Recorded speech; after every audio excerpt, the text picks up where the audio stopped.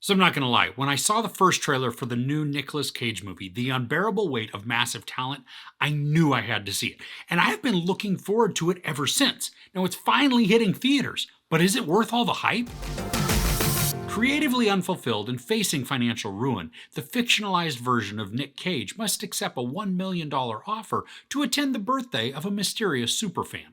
Things take a wildly unexpected turn when Cage is recruited by a CIA operative and forced to live up to his own legend in order to save himself. So, along with Nicolas Cage, this stars Pedro Pascal, Tiffany Haddish, Sharon Horgan, and Sheen. We've got this super rich guy, played by Pedro Pascal, who invites Nicolas Cage to attend his birthday in exchange for $1 million payday. Now, because Cage is in debt and struggling a bit to find himself, he agrees.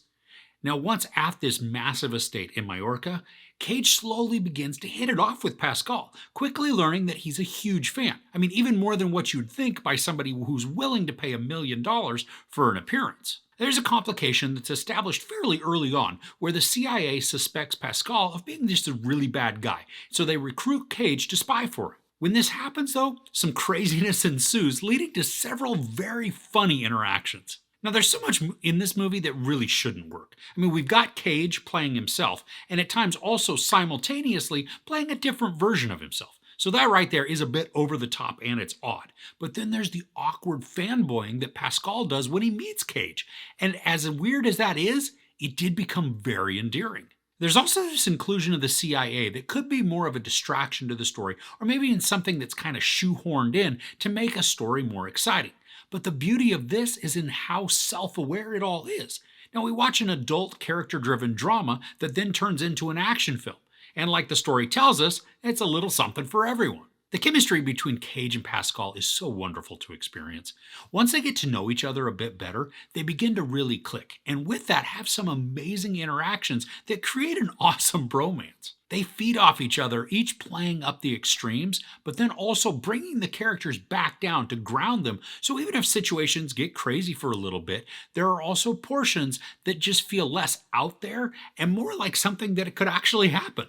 Now, each of them is also very accomplished in their comedic timing.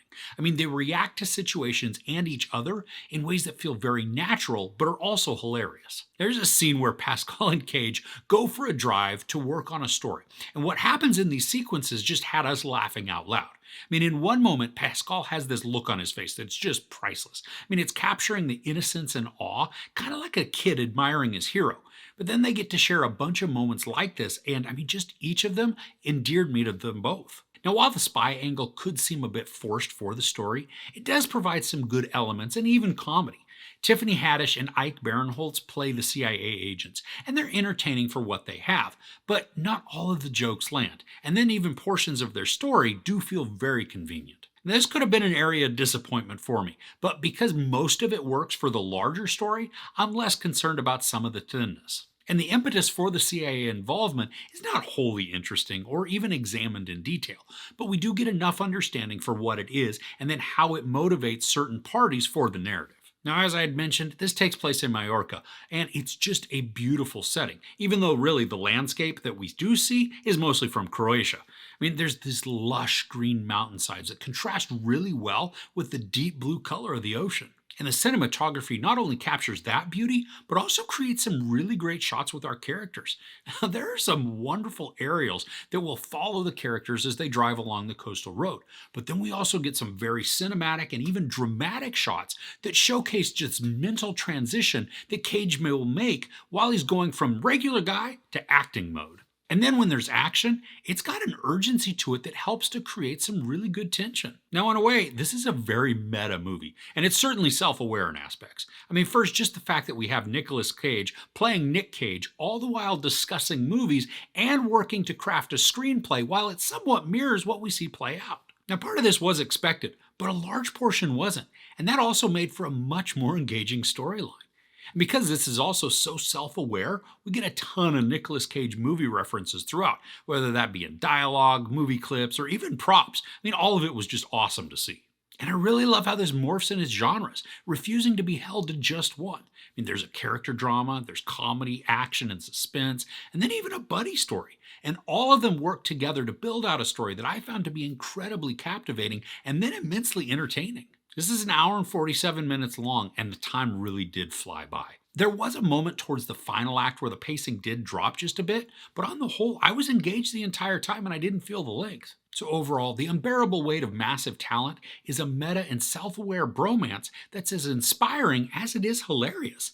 There are some genuine laugh out loud moments, but then also some legitimately tense sequences, all balanced really well to take us on a very effective ride. Nicolas Cage is wonderful, playing to the stereotypes and perceptions of him, but also allowing us to see a very human side of the actor. Pedro Pascal is equal to the task and stands shoulder to shoulder with Cage to make an awestruck fan feel like a genuine friend. Their chemistry is excellent, and each plays off the other masterfully. The story is engaging and it's fun, despite some areas of the central plot that do feel a little too convenient and underdeveloped. I had an absolute blast with this, and it surpassed my expectations in just so many ways. It's so great to know that Nick Cage is back. Not that he went anywhere. There's no sex or nudity, a lot of profanity, and a bunch of violence. I give The Unbearable Weight of Massive Talent 5 out of 5 couches. So what would you choose as your favorite Nicolas Cage movie? There are so many that he's been in that I really enjoy, but I was truly blown away by his performance in last year's movie, Pig. I mean, that was a phenomenal film if you hadn't had the opportunity to see it yet. But I would love to know yours in the comments below. If you enjoyed this review, please give it a like. Also, don't forget to share and subscribe. I'm Chris. This is Movies and Munchies. Thanks for couching with me.